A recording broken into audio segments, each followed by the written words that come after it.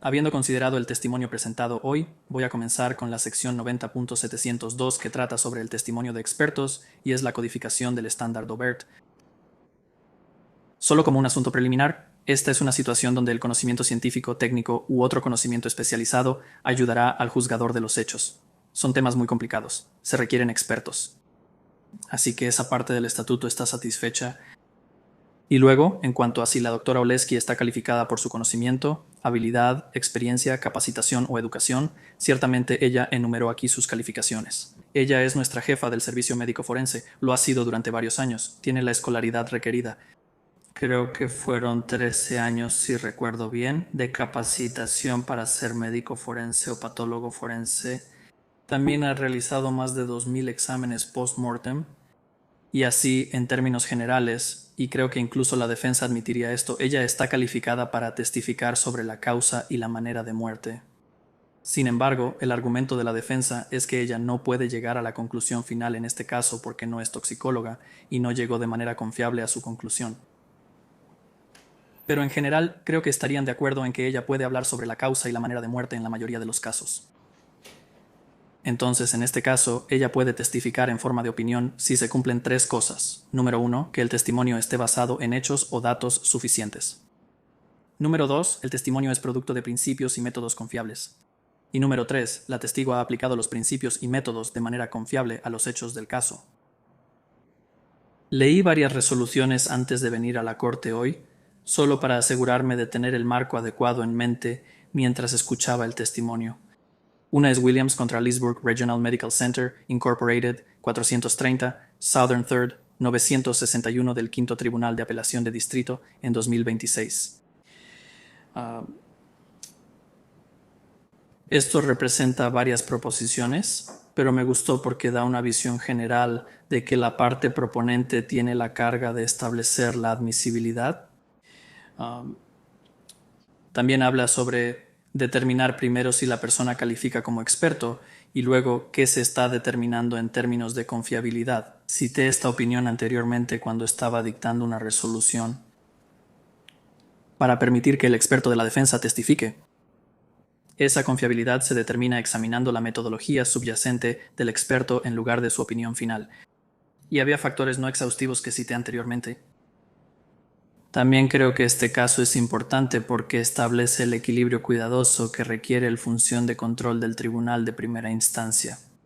Por un lado, el tribunal debe asegurarse de que el testimonio pericial emplee en la sala de audiencias el mismo nivel de rigor intelectual que caracteriza la práctica de un experto en el campo relevante. Por otro lado, debe permitir que el sistema adversarial aborde cualquier debilidad en un testimonio que de otro modo sería admisible. La exclusión del testimonio es la excepción y no la regla.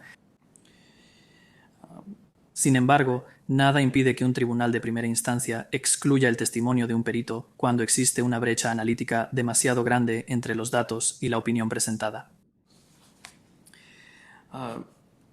El Estado mencionó el caso Hawk, que es uno de los casos que leí.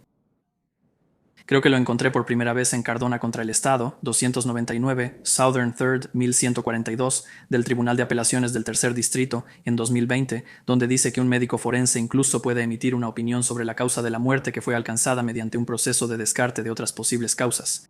Y hay una cita al caso Hawk. El caso Hawk en sí está en 881 Southern Second 1137 del Tribunal de Apelaciones del Quinto Distrito en 2004, así que es una opinión algo antigua, pero fue citada tan recientemente como en 2020. Y ese caso dice que un perito médico puede emitir correctamente una opinión sobre la causa de la muerte mediante un proceso de descarte. En ese caso, el médico forense testificó sobre el examen interno del cerebro, el corazón y las áreas abdominales de la víctima, y no observó ninguna evidencia de alguna enfermedad o condición que respaldara una causa médica de muerte. Hubo causas médicas específicas, causas médicas que se mencionaron durante el interrogatorio. El médico forense admitió que tales causas, indetectables mediante autopsia, eran posibles pero no probables, dado la edad de la víctima, su salud y la falta de historial médico. Entraré en los hechos de este caso en un momento, pero ciertamente sabemos que en este caso la doctora Oleski no pudo analizar todos los órganos porque la víctima era donante de órganos, pero hubo áreas que sí pudo analizar. Y también mencionó que hay otras posibilidades, aunque dijo que eran poco probables, debido a varias cosas sobre las que testificó. Y así, en el caso Huck, había un patólogo calificado realizando una autopsia exhaustiva y mediante un proceso de descarte concluyó con certeza médica razonable que el fallecido murió por asfixia o estrangulamiento. Y el experto no encontró evidencia de enfermedad, trauma en el cuerpo, obstrucción en la garganta, drogas, picaduras de insectos o mordeduras de serpiente. Y eso suena muy similar a lo que hemos escuchado aquí hoy. Este caso dice que un testigo médico puede llegar a una conclusión mediante la exclusión de causas naturales de muerte. Este proceso de descarte no hará que la conclusión del testigo sea inadmisible, sino que simplemente afecta el peso que se le debe dar a su testimonio, lo cual debe ser determinado por el jurado. Ahora, eso en realidad es toda una cita del caso Early de la Tercera DC en 1978. El tribunal Huck estaba citando al tribunal Early. Y así, el tribunal Huck finalmente determinó que no hay nada inherentemente malo en llegar a una conclusión mediante un proceso de descarte. No hubo error en la determinación del tribunal de primera instancia de permitir que el médico forense testificara sobre esa base. Y dice que el peso que se le debe dar a ese testimonio y su credibilidad son cuestiones que debe decidir el jurado. Otro caso que revisé antes de venir aquí hoy es el mencionado por la defensa, Hawkins contra el Estado, 933 Southern 2nd 1186 de la cuarta DC. En 2006, noto que esto es bajo el estándar Frye, no el estándar Daubert, pero aún así creo que vale la pena considerar si aplica o no a este caso. El médico forense en ese caso había realizado miles de autopsias, similar al Dr. Oleski, pero nunca había realizado una donde la causa de muerte fuera una embolia sistémica de silicona. Esa médico forense también admitió que no era experta en el mecanismo ni en la velocidad con la que la silicona migra a través del cuerpo. Esa experta tampoco revisó ninguna literatura sobre los efectos de la silicona en el cuerpo antes de redactar el informe de la autopsia. En el juicio, la médico forense no pudo señalar nada que respaldara la conclusión de que una inyección de silicona líquida pudiera migrar por el sistema vascular tan rápido como habría sido necesario para que la inyección de silicona causara la muerte de la fallecida. Así que en esa lista de deficiencias de esa experta, creo que hay algunas que podrían aplicarse contra la doctora Oleski y otras que no. La doctora Oleski admitió que no es toxicóloga. Sin embargo, revisó literatura sobre el uso de lidocaína en varios procedimientos cosméticos y sobre cómo pueden salir mal las cosas. No solo revisó, ya sabe, un libro de texto, sino también otras fuentes. También asistió a un seminario, habló con esta persona, el doctor que dio el seminario después, consultó a un neuropatólogo, consultó a toxicólogos. Eso es muy diferente al médico forense en Hawkins, quien no leyó ninguna literatura sobre los efectos de la silicona en el cuerpo. En cuanto a que ese médico forense no pudo señalar nada sobre cómo la inyección de silicona líquida podría migrar tan rápido, creo que ahí es donde el doctor Oleski uso de la frase diagnóstico clínico fue lo que frustró a la defensa. En un momento ella testificó que cuando habla de un diagnóstico clínico se refiere a un conjunto de síntomas que se observan, no necesariamente basado solo en un nivel en la sangre, y entonces su testimonio fue que había un conjunto de síntomas que sí respalda que esta muerte fue el resultado de complicaciones por toxicidad de lidocaína. Algunos de los que mencionó, que recuerdo ahora, cambios en la visión, ver color naranja, creo que visión borrosa, espasmos musculares, inquietud, convulsiones. Y entonces ella puede señalar algo que respalde su conclusión. Ahora, reconozco que el perito de la defensa no está de acuerdo con eso, pero no es que la doctora Rileski no tenga nada que señalar. Así que no creo que esto sea tan similar al caso Hawkins como argumenta la defensa. Y con eso voy a pasar al testimonio. Y de nuevo, fue una audiencia muy larga, ya sabes, sin contar nuestra pausa y considerando que empezamos unos minutos después de las 9. No recuerdo cuánto duró la audiencia de Nelson, pero hemos estado en esto desde, ya sabes, poco después de las 9 de esta mañana. Ahora ya son más de la 1:30, así que haré mi mejor esfuerzo para resumir el testimonio. En cuanto a si el testimonio se basó en hechos o datos suficientes, la doctora Oleski testificó sobre las diversas cosas que revisó. Ella revisó cada registro médico, cada fuente de registros médicos, desde la propia clínica del Dr. Brown hasta la sala de emergencias, Sacred Heart y los servicios de emergencia. Ella revisó las declaraciones de los testigos. Ella también, ya sabes, en la parte de los datos hizo su propia investigación y habló con toxicólogos y diferentes personas. Así que ciertamente tenía una gran cantidad de hechos y datos de los cuales estaba sacando conclusiones. También tomó algunas muestras de varias partes del cuerpo para enviarlas. Ella reconoció que no podía enviar todas las muestras debido a que la señorita Brown era donadora de órganos. Pero sí envió algunas muestras que pudo.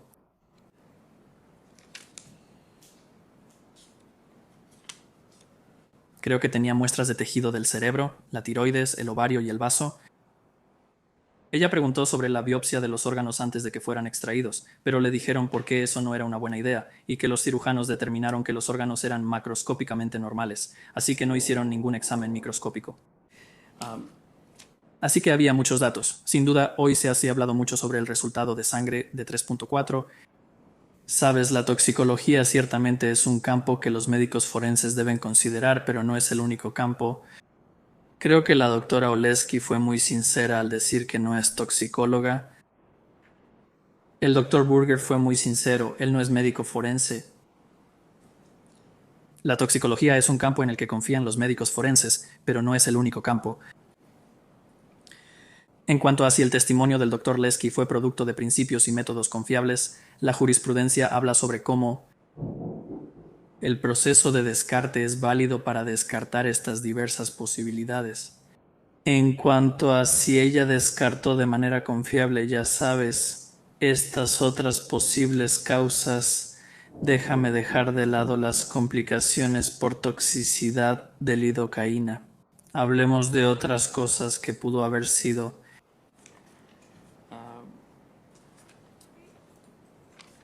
Déjame revisar mis notas sobre eso. Ella determinó que no fue una embolia grasa pulmonar, no fue una infección.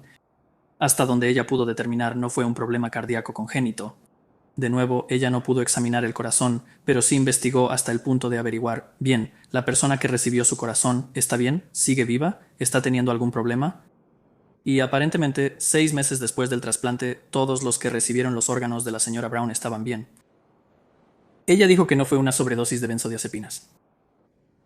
No hubo focos convulsivos en el cerebro. Incluso tuvo un neuropatólogo. Mira eso. Ella consideró los episodios previos de síncope de la paciente. Ella consideró todas estas posibles causas diferentes y las descartó. No es como si ella simplemente hubiera dicho que se le administró lidocaína, tuvo una convulsión, murió. Por lo tanto, esa era la causa. Ella fue mucho más allá de eso, descartando todas estas otras posibles causas de muerte.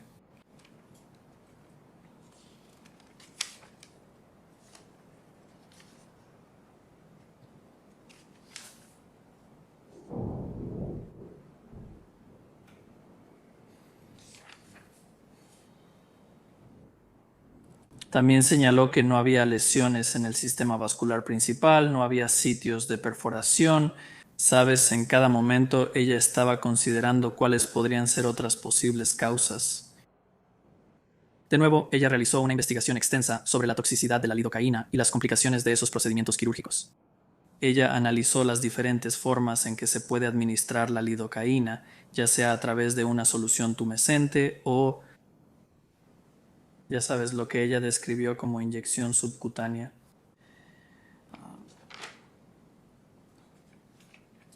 Ella sí testificó que el método de descarte es común para los médicos forenses, y sabemos por la jurisprudencia que así es.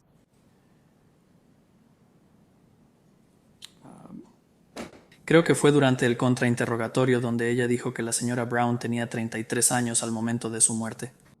No había indicios de una enfermedad significativa, ni evidencia de infección, ni evidencia de un derrame cerebral. y, aparentemente, los médicos que la evaluaron en el hospital tampoco vieron indicios de un derrame cerebral. No hubo traumatismos graves ni lesiones, ni evidencia de picaduras de serpientes o criaturas venenosas. No había evidencia de un compromiso de la vía aérea, y ella hizo un examen detallado de las estructuras del cuello, descartando estrangulamiento manual. Y así que no había ninguna otra razón estructural o causa para la convulsión y el evento cardíaco, más que lo que ella concluyó, en su opinión, como la causa de la muerte, complicaciones por toxicidad de lidocaína. ¿Sabes? En cuanto a la investigación que ella mencionó, creo que ya hablé de eso. Fue el libro de texto de Basal, fue el libro de anestesiología, fue literatura sobre procedimientos quirúrgicos, fue el libro de la doctora Susan Ely y el doctor Gill, fue una conferencia de la doctora Ely. Ella llamó a la doctora Ely, habló con el doctor Goldberger, habló con otro toxicólogo. Así que ella no es solo sacando una conclusión a ciegas y simplemente aferrándose a eso e ignorando todo lo demás. Reconozco que el Dr. Borgert llega a una conclusión diferente.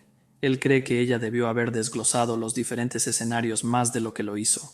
Ella dijo que consideró varios escenarios y comparó, ya sabes cómo sería diferente.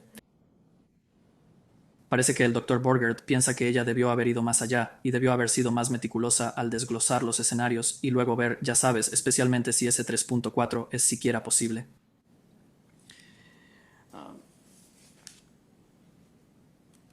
En definitiva, creo que el testimonio de hoy ha demostrado que la doctora Lesky tenía suficientes hechos y datos. Sus principios y métodos sobre cómo llegó a su conclusión son confiables, y aplicó esos principios y métodos de manera confiable. Será decisión del jurado decidir a cuál de los dos expertos creer. Otra cosa que quería mencionar, hubo muchas preguntas sobre la doctora Oleski y el doctor Burger. ¿Había algo en los registros sobre la administración de lidocaína sin diluir? Y la respuesta es no. Bueno, no esperaría que lo hubiera, porque hay 3 escenarios que se me ocurren que son únicos para cuando el acusado, el esposo de la fallecida, es el médico que realizó la operación. Creo que hay 3 posibles escenarios. Uno es que él, de hecho, no administró nada de manera incorrecta. Eso es posible. Otra posibilidad es que accidentalmente administró algo de manera incorrecta y no se dio cuenta hasta el punto de que realmente cree que lo hizo correctamente. Así que los registros médicos reflejarían que lo administró correctamente. O tenemos que considerar el hecho de que estos registros, aunque son registros médicos, no sé si tienen la misma fiabilidad que los registros médicos hechos por doctores que no son también el acusado. Así que existe la tercera posibilidad, que se dio cuenta de su error pero no lo documentó en los registros médicos. No sé cuál posibilidad es la correcta, pero he identificado 3 escenarios que son posibles. El Dr. Borgard parecía confiar más en los expedientes médicos, específicamente en los del Dr. Brown. Pero no puedo ignorar el hecho de que el acusado es quien los escribió, y por lo tanto hasta cierto punto le favorecen. Así que, considerando todo eso, concluyo que la moción debe ser denegada. Al jurado se le debe permitir escuchar la explicación de la doctora Oleski sobre lo que hizo y las conclusiones a las que llegó, así como también se le debe permitir escuchar, desde la perspectiva de la defensa, por qué creen que esta conclusión es incorrecta. Creo que esto es una cuestión de peso probatorio, no de admisibilidad, y que es apropiado que el jurado lo resuelva. Así que, con todo respeto, señor mayor, voy a negar la moción. Sí, ¿El tribunal va a emitir una orden por escrito? ¿Quiere que redacte una o cómo quiere manejarlo? Voy a emitir una orden por escrito solo para dejar constancia de la decisión, pero ya expuse en el acta mi razonamiento detallado, así que solo citaré que hoy tuvimos esta audiencia, escuché este testimonio, y por las razones anunciadas en el acta. La moción es denegada.